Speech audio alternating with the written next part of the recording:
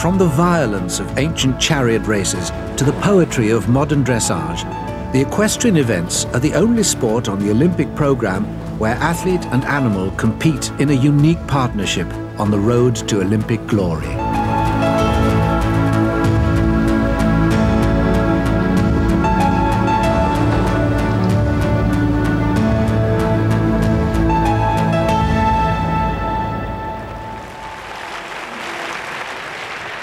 In 1912, equestrian events were introduced into the modern games. Sweden, the host nation, had campaigned for their inclusion for many years, but a lack of suitable facilities had stood in their way. In Stockholm, there were no such barriers. They staged the 3 Olympic disciplines of dressage, show jumping, and the 3-day event. Having dominated the dressage, Sweden took team gold in the show jumping. A prize jumping event had been staged in Paris 12 years earlier, but Stockholm set the individual and team format of today's Olympic competition.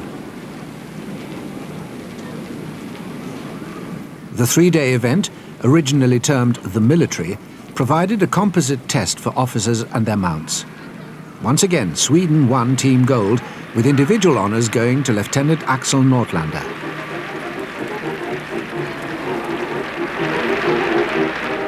The equestrian events had secured their place on the Olympic programme.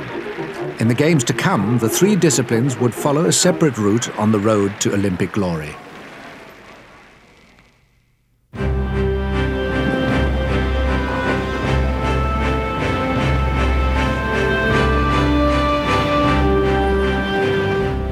Just like their ancient charioteering ancestors, show jumpers have become the most popular of all the Olympic equestrians.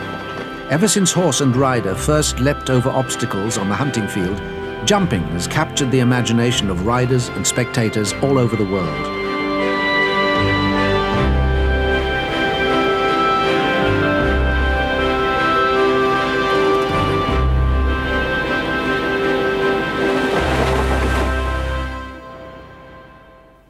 By the 1920 Antwerp Games, show jumping had become a popular part of the Olympic programme. Traditionally, the last event of the Games, the team competition, or the Prix des Nations, took place in the main stadium.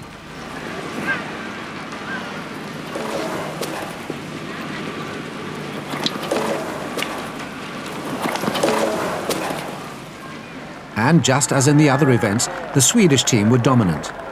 But individual gold and silver were won by Italians Tommaso Lecchio di Assaba and Alessandro Valerio. Throughout the 1920s, the show jumping arena became a stage for the dominant military schools. An Italian officer, Captain Caprilli, had developed a new jumping technique towards the end of the 19th century. Cavalry schools all over Europe adopted his revolutionary forward-sitting position over jumps. As a result, fences became bigger and the courses more technically challenging.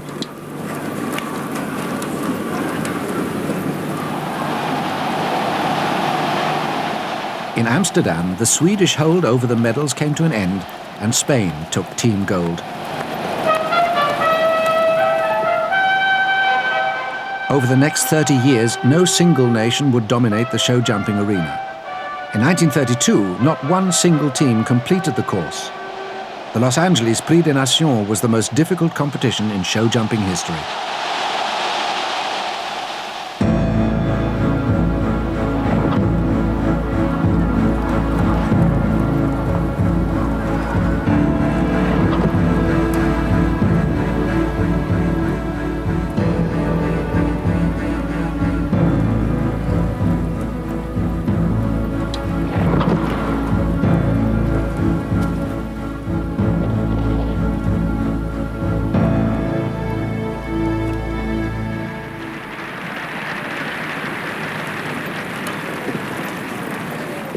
The individual event provided no such problems, as Japan's Takeichi Nishi took the gold medal with a fearless round.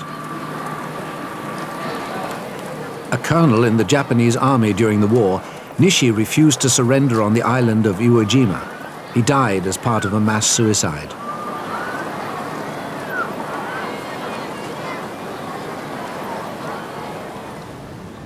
For the first and only time in Olympic history, the 1956 Games were forced to separate their sporting programme.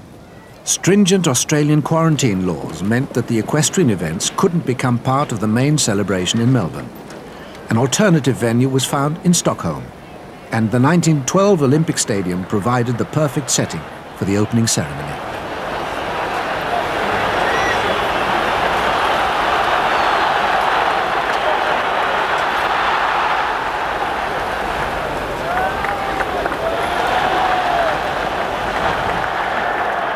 A relay of 150 riders had carried the Olympic torch from Copenhagen to Stockholm. The stadium flame was lit by Germany's Hans-Günther Winkler.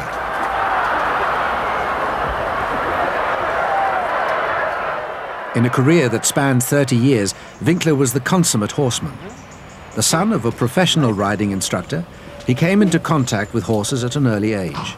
After the war and the death of his father, Winkler spent 2 years at the Royal Stables in Kronberg, where he learned the importance of dressage training. How is he? Yes, fine. Good.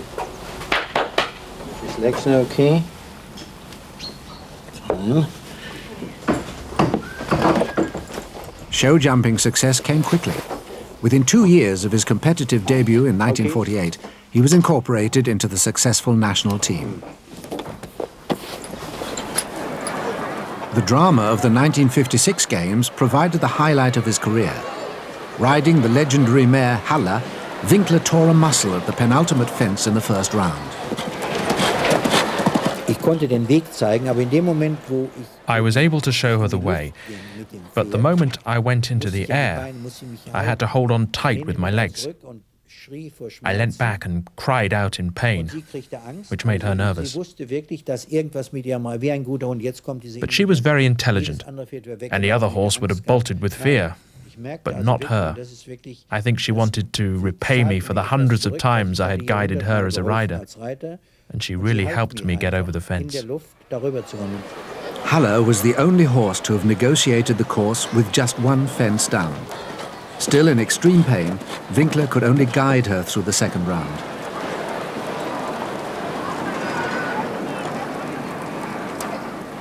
An incredible clear round, only the second in the entire competition, secured the individual gold. I was so tense. It was such a physically exhausting experience, but I just had to get through it, and that's all there was to it. There was no time to think of any glory. I just thank God I've made it. It had been one of the most amazing displays of courage and trust in the history of equestrian competition.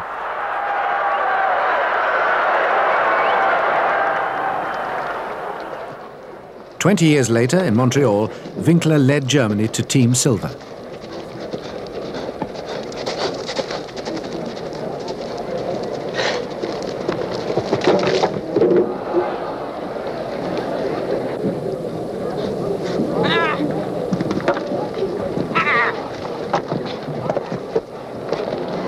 In 20 years, he had won 2 World Championship titles and had represented his country at 6 Olympic Games. The most successful show jumper in history, Hans-Günther Winkler had won an incredible 7 Olympic medals. Anyone can be world champion one year and then lose it the next. You only have to be an Olympic champion once, and then it's for life. The gold medal is always the absolute best. The 1960 Olympic Games were held amid the beauty and splendor of Rome.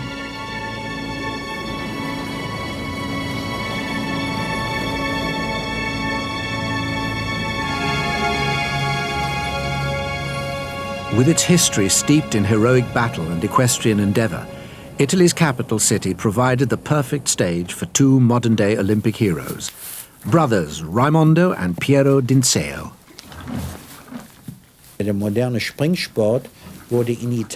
Modern show jumping was born in Italy, when Captain Caprilli discovered the forward-sitting position. In Rome, the Italians were unbeatable. It was as if they were the Ferraris out in front, and we were behind in our old bangers. So they were much more successful. Born into an equestrian family, the Dinseo brothers quickly became immersed in the sport of show jumping. As members of the Italian cavalry team, they reaped early success in international competition, including individual silver and bronze medals at the 1956 Games. In Rome, Raimondo and his horse Posillipo began the Italian charge with a clear round. I was only the fifth rider to start, so my clear round was very important for me. It may have undermined the confidence of some of the other riders. They must have thought, Raimondo already has a clear round. Maybe that made them nervous, which was a good thing for me. The worst danger came from my brother. Usually the less competitive of the brothers, Piero's determination to perform in front of his home crowd produced a breathtaking display of jumping.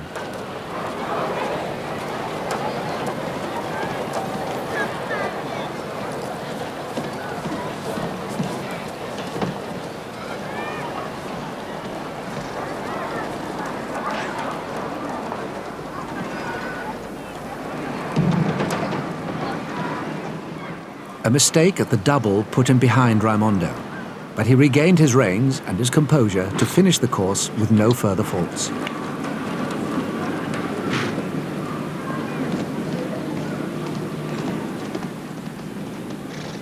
With Raimondo leading and Piero second, the rest of the field struggled to complete the course.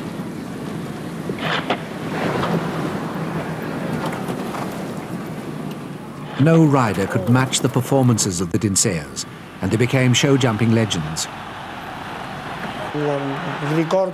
It's my most beautiful memory that two brothers had won the gold and silver medals in Rome.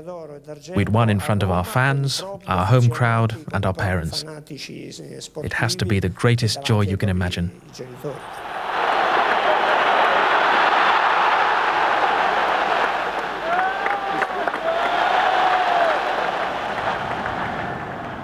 Four years later, in Tokyo, Olympic history was made as France's Pierre Joncaire d'Oriola won his second individual gold 12 years after his first victory in Helsinki.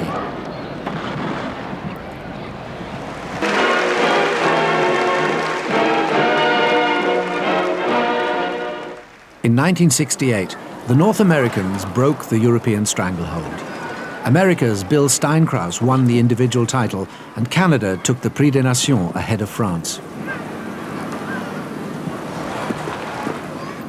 Britain's Marion Mould, on the remarkable pony Stroller, became the first female show jumper to win an individual medal. With one of only two clear rounds, they captured the silver medal. Over the next 15 years, the popularity of show jumping boomed. An ideal sport for television, it became by far the most popular of the equestrian events.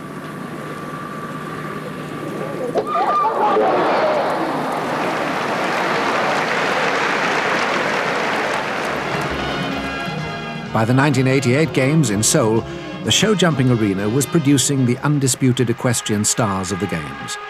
The performances of gold medalists such as Germany's Alvin Schockemöhle in 1976 and America's Joe Fargis 8 years later had epitomized the speed and excitement of the sport.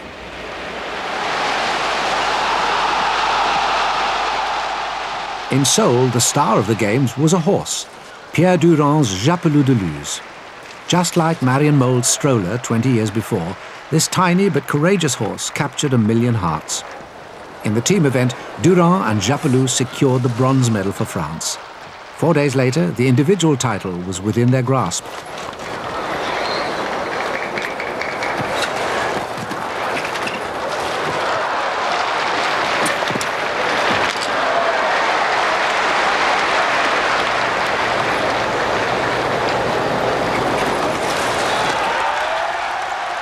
With a near faultless round, Pierre Durand and Japelou became individual Olympic champions.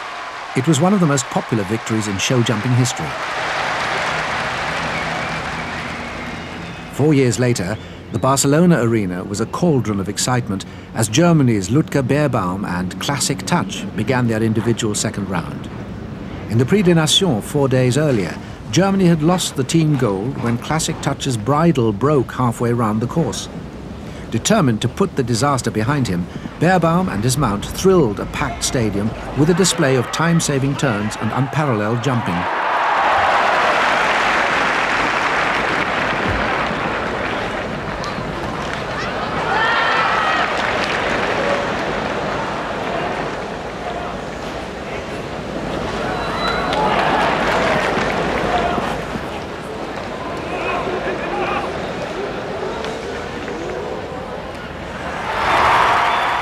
For only the second time in history, Beerbaum and Classic Touch had jumped a double clear round. In Atlanta in 1996, the German team were hoping that this time there would be no disaster to rob them of the title. They had a scare when Franke Slotak fell and injured his wrist, but he was able to compete in the second round with the Germans holding a commanding lead.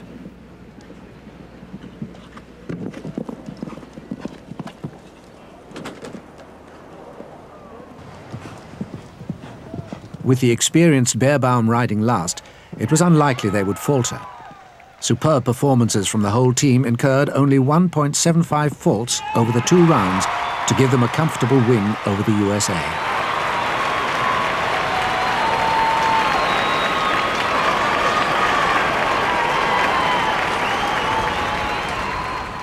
In the individual competition, Ulrich Kirchhoff, the least experienced of the German team, confirmed their superiority.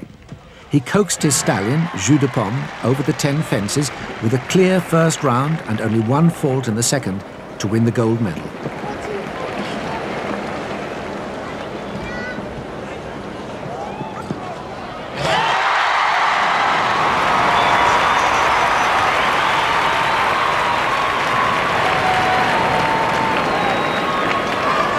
In becoming individual champions, they had epitomized the courage, skill and excitement that is Olympic show jumping.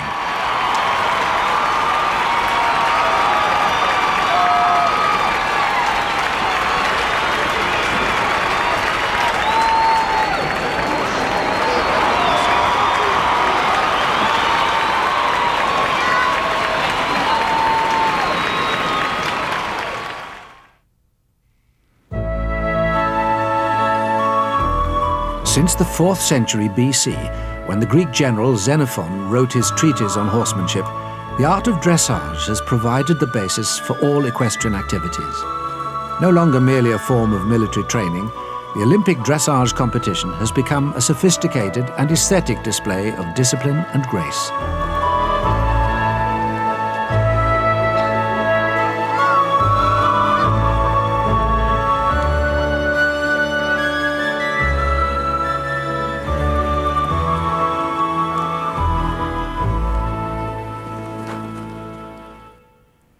In the aftermath of the Great War, Antwerp played host to the 1920 Olympic Games. Stockholm, 8 years earlier, had provided the basis for the equestrian events, but there was still room for an unusual display. Open only to non-commissioned officers, the vaulting competition was won by the home nation, Belgium.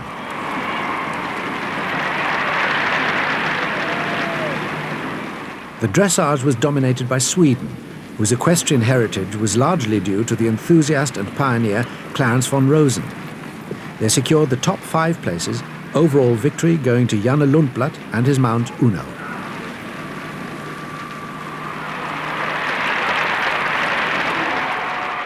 At the 1932 Summer Games in Los Angeles, amid world economic depression, only 9 riders competed for the individual dressage title.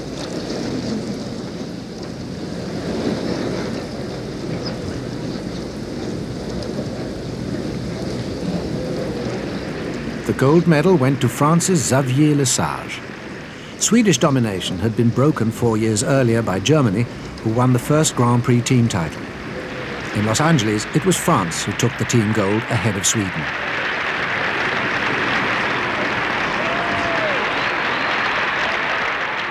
The city of Helsinki played host to the 1952 Games. Regarded as the most successful celebration staged so far, Helsinki provided some of the greatest landmarks in Olympic history.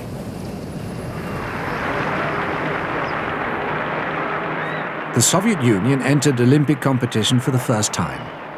Over the next 40 years, they were to change the face of international sport. The dressage arena provided its own piece of history. For the first time, civilians took part. Among those civilians were 4 women. One was Denmark's Lise Hartl. 8 years previously, she had been struck down by polio. Still paralyzed below the knees, Hartl defied the doctors and took to the saddle only 3 years after the attack. In Helsinki, her courage was rewarded with a silver medal behind Sweden's Henri Saint-Cyr.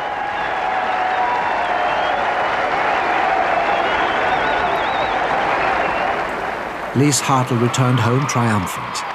The equestrian events had become the only Olympic sport in which men and women compete equally against each other. 4 years later, at the Alternative Equestrian Games in Stockholm, Lise Hartl and her beloved horse Jubilee retained their individual silver medal. Once again, the gold medal went to Sweden's Henri Saint-Cyr. His Olympic debut had been in Berlin in 1936 as a member of the 3-day event team. 12 years later, in London, he won his first gold medal in the team dressage competition. In Stockholm, Saint-Cyr became the first dressage rider to retain an individual gold medal and led the Swedes to their 3rd successive team gold.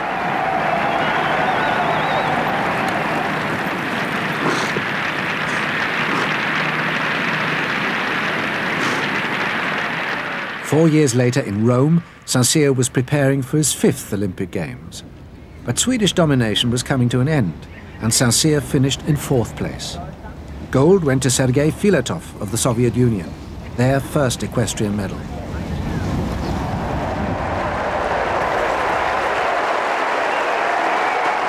The bronze medal went to Germany's Josef Neckermann. A millionaire businessman, Neckermann began his Olympic career at the age of 48. Over the following 3 games, he amassed a total of 6 medals, and in 1968 became the oldest rider, at 56, to win an equestrian gold medal.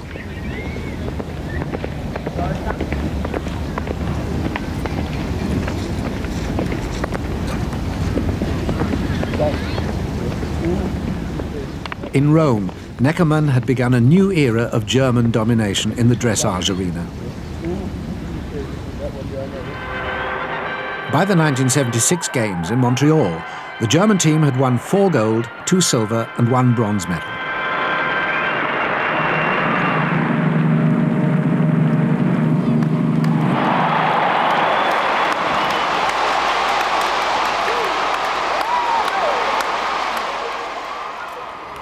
In Montreal, Germany took team gold once again, but the individual title went to Switzerland's Christine Stückelberger and Granat.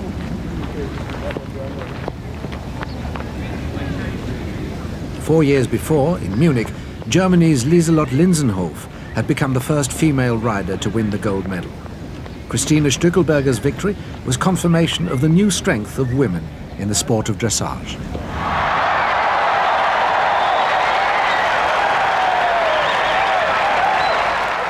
With the absence of the German team, the 1980 boycott of the Moscow Games provided a lifetime's opportunity for a young woman from Vienna. 23-year-old Elisabeth Theurer had been refused travel subsidies from the Austrian Equestrian Federation. Theurer became the 3rd successive woman rider to capture the individual gold.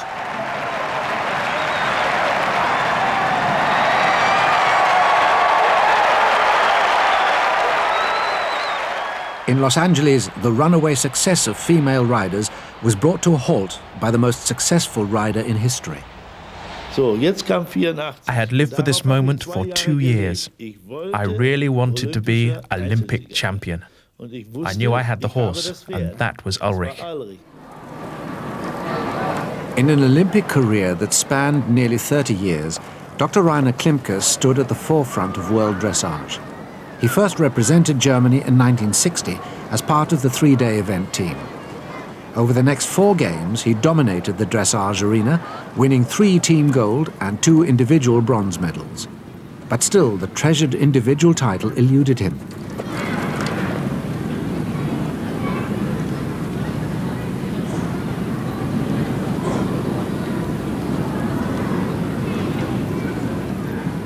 With a performance of unparalleled harmony, Klimke and the mighty Ahlerich achieved dressage perfection to win the Olympic gold. Alaric was the talk of the town in Los Angeles. I was so proud everything had worked out exactly as I had hoped. Every day we plan for something, but we never know whether it will come true. On that day, everything was perfect. Klimke epitomized the success of the German dressage heritage.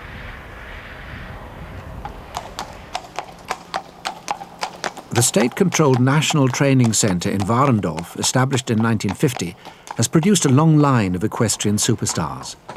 The most successful is Nicole Uphoff, whose Olympic debut was at the Seoul Games in 1988. In Seoul, I felt absolutely terrible. I was constantly homesick.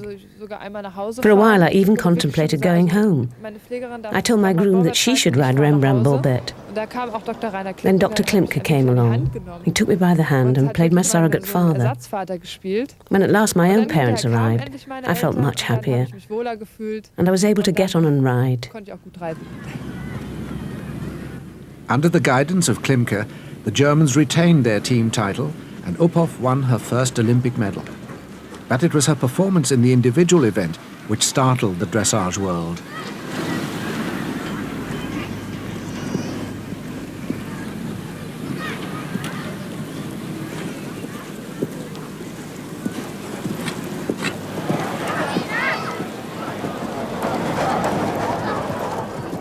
Uphoff and her horse Rembrandt Bourbet represented a move in dressage towards a more delicate and balletic style. The traditional German-bred horses displayed the power and discipline of the 19th century military schools. But Rembrandt's light frame and freedom of movement, coupled with an unpredictable and highly strung character, produced a more natural and exciting form of dressage.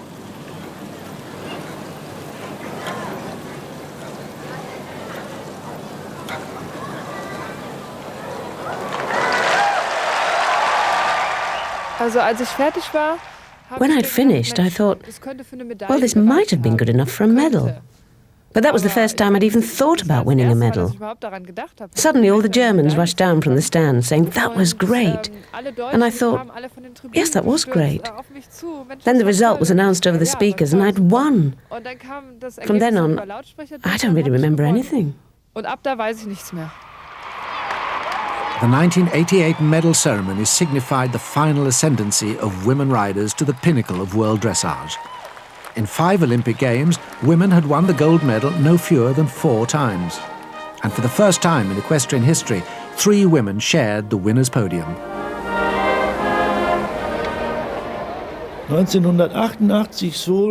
Seoul was a breakthrough, as people began to realize that dressage was a sport for the young.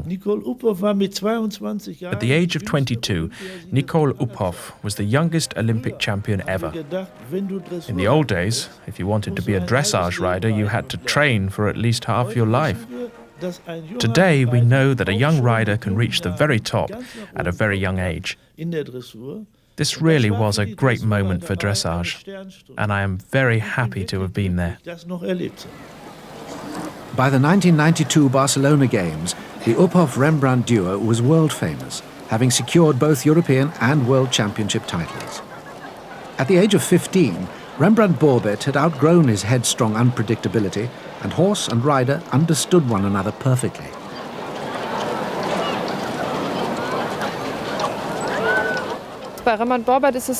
With Rembrandt Bourbet, there's a feeling of absolute harmony. It's as if he's performing the routine as I think it, without any help from me at all. Sometimes I think, I haven't told him what to do and he just does it. It's incredibly hard to explain. It's a feeling of total harmony and joy.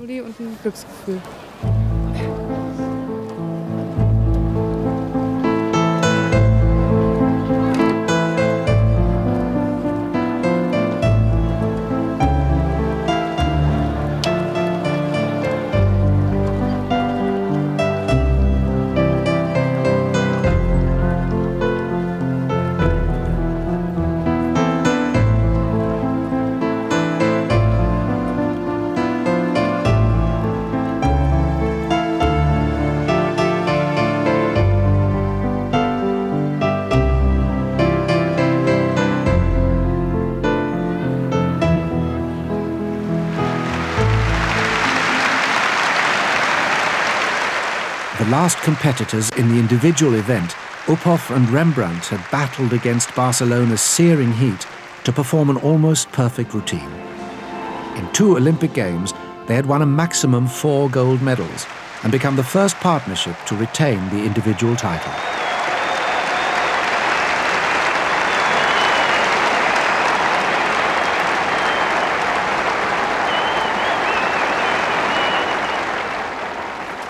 Nicole Uphoff and Rembrandt enjoyed a unique trust and harmony which made them the most successful dressage combination in history.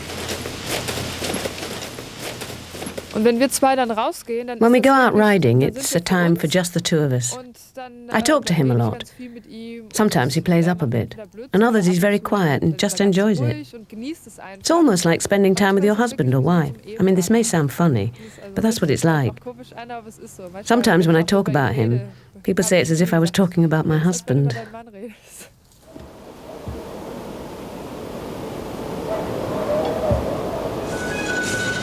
Four years later, it was another woman and another German who put on the mantle of her great predecessors. Isabel Wert had won individual silver and team gold in Barcelona. In Atlanta, with her horse Gigolo, she recorded the highest score in Olympic history for her freestyle performance and won the gold medal.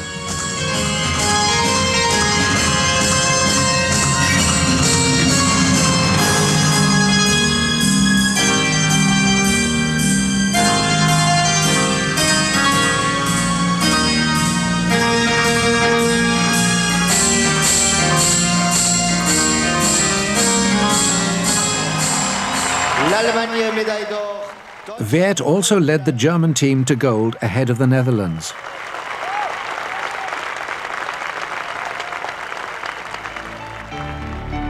The oldest of all the equestrian disciplines, dressage has come a long way since the days of court entertainment and military training.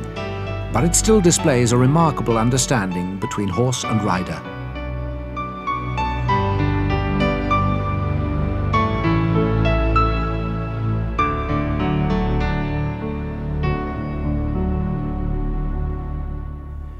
The 3-day event is the ultimate test of horse and rider in 3 distinct disciplines: dressage, speed and endurance, and show jumping. Following the dressage of the first day, the speed and endurance is the highlight of the competition. Carrying a minimum weight, riders prepare for the second day's action, which is split into 4 separate elements or phases.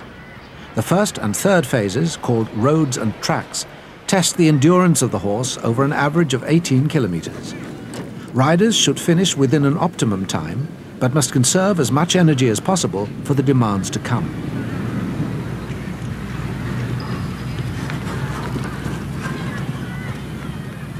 The second phase is the steeplechase. Carried out at a strong gallop, it's the ultimate test of speed over fences.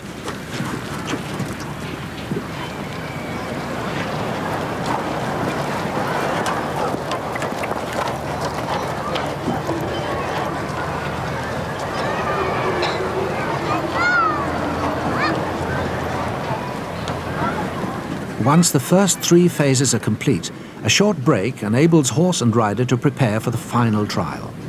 Mandatory veterinary inspections ensure that the horse is fit enough to begin the most arduous and thrilling of all the equestrian disciplines, the cross-country.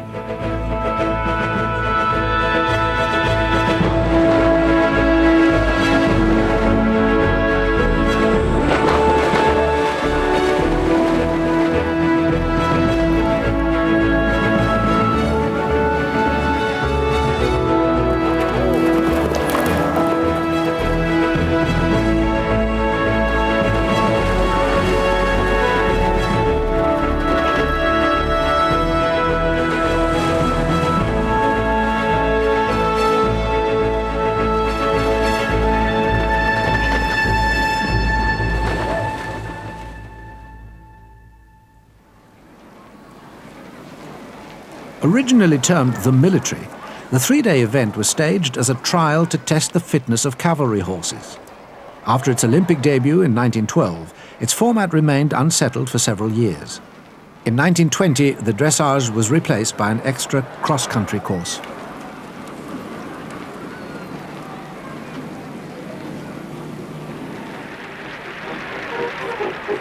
The sequence of phases was finalized at the Paris Games in 1924. The Swedish military had been the dominant force during the last two games, but in Paris, the Netherlands proved strongest, taking the individual and team gold medals.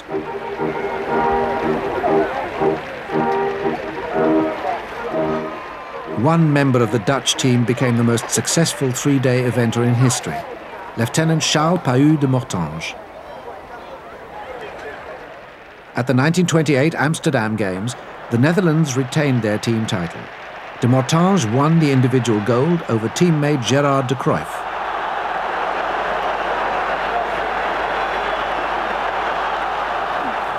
Four years later, the European champions made the long journey to Los Angeles. Although the home nation ran away with the team title, de Mortange and Marquois retained the individual gold. In 3 Olympic Games, de Mortange had won 4 gold medals, the greatest tally of any three-day event rider.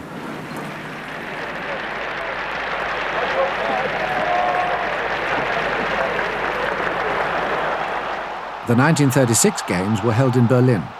The ideal stage for German propaganda, they took place under the shadow of the Nazi flag.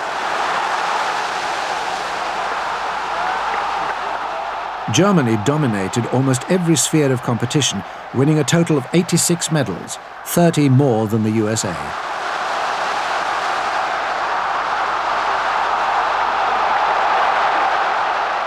In the equestrian events, Berlin was the last games to stage the sport of polo. First held in 1900, polo had been included in 4 Olympic celebrations. In Berlin, Argentina defeated Great Britain to win the last gold medal.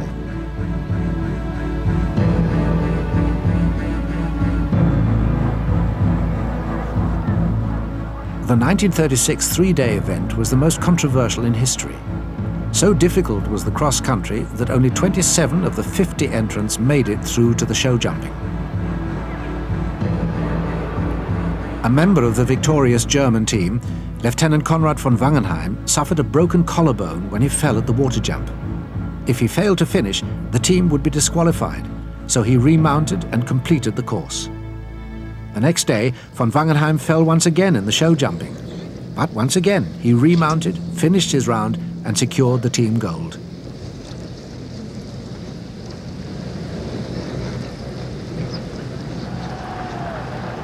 The 1956 Equestrian Games in Stockholm produced no such problems.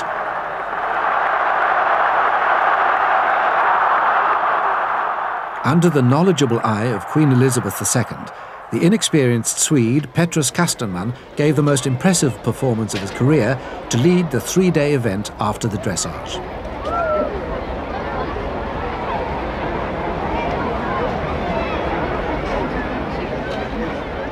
The following day, Kastenman attacked the 8-kilometer cross-country course in true cavalier fashion.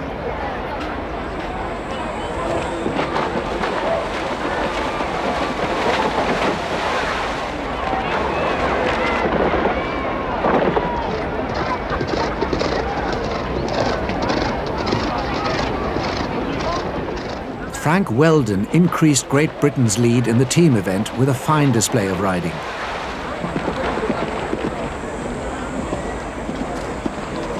Following his retirement from competition, Weldon made a successful career as one of the world's leading cross-country course builders.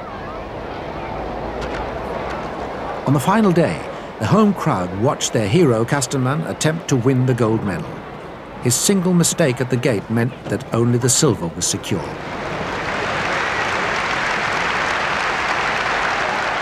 The Briton, Weldon, was the only rider who could take the title, but 2 mistakes relegated him to individual bronze. Petrus Kastenman had won the coveted gold medal in front of his home crowd. Great Britain had taken the team title. As the sport became more popular, civilians and their horses began to lay claim to the leading honours. For the first time, a nation from the Southern Hemisphere dominated the event. Australia's Lawrence Morgan took the individual title and led his country to the team gold. But the Rome Games were remembered not for the emergence of a new nation, but for the danger of the course. Only 35 of the 73 entrants completed the competition. 2 horses were killed.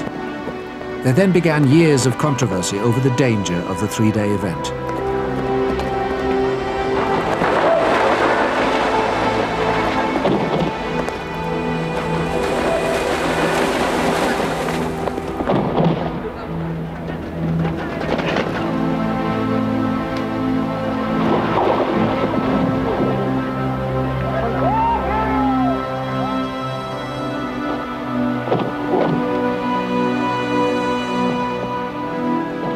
As course designers strayed further and further from the natural obstacles of the countryside, fences became more technical and demanding. The standard of many of the riders, however, remained unchanged, and countries without strong equestrian traditions took part and failed, often to the cost of the horse.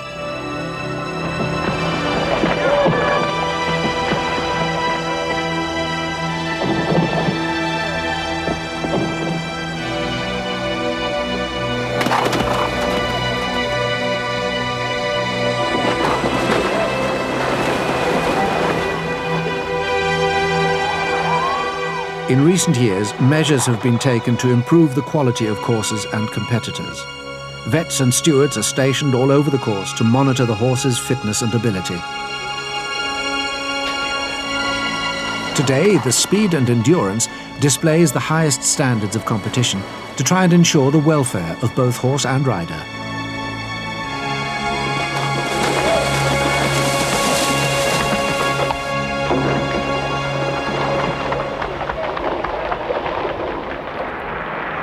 The 1984 Games were the perfect stage for the most outstanding 3-day eventer in history.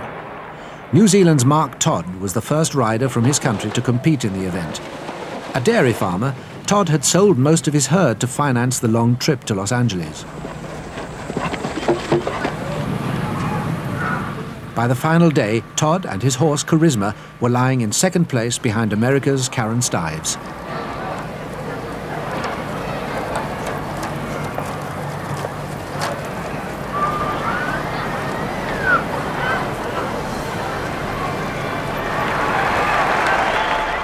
A faultless round meant that Karen Stives and Ben Arthur needed to go clear to win the gold medal. A mistake at the triple, and Mark Todd had won the coveted gold medal at his first attempt.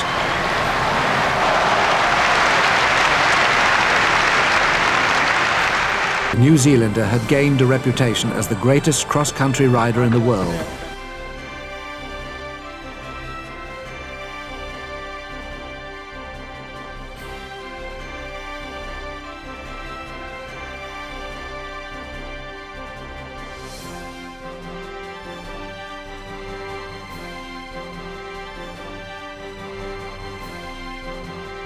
Having led throughout the entire competition, Todd could have 3 fences down in the show jumping and still win the gold medal over Britain's Ian Stark.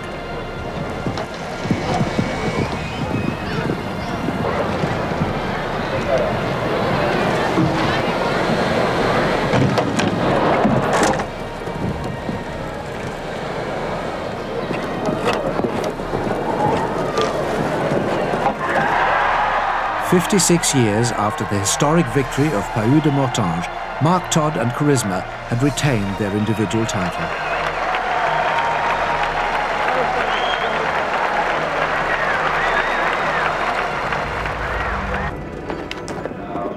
Due to the excessive heat and humidity in Barcelona, judges had decided to reduce the distance of the Speed and Endurance. As a result, the 1992 cross-country was one of the most successful in history, with 70 of the 85 starters completing the course.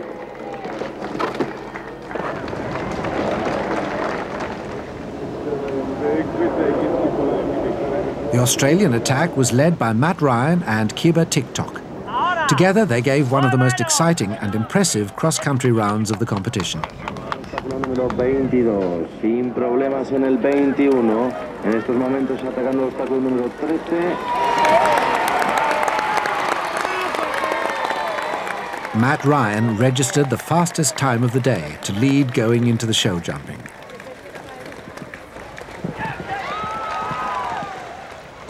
Ryan won the individual gold and secured the team title for Australia, their first equestrian medal since 1960.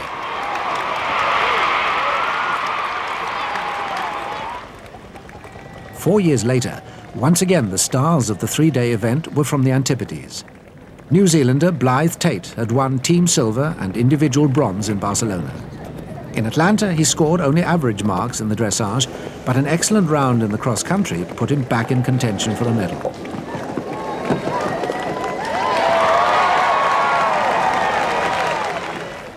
He went into the show jumping knowing that he needed a clear round to ensure victory. Using his considerable horsemanship, Tate guided his inexperienced horse, Ready Teddy, round the course well inside the time to win his first gold medal.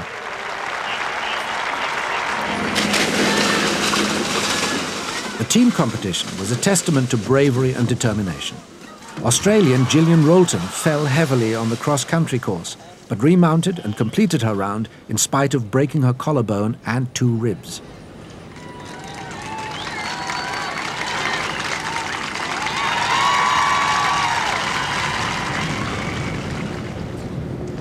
By the final day, the Australians had an almost unassailable lead.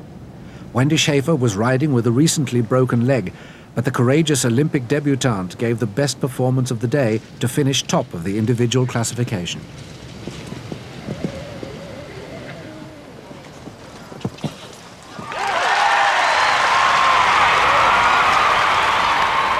Australia had retained their Olympic title.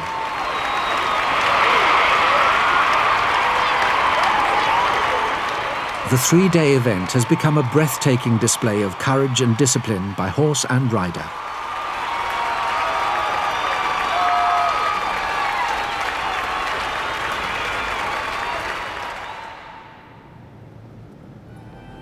All over the world, the courage and skill of horse and rider are put to the test. Together, they provide a unique partnership on the road to Olympic glory.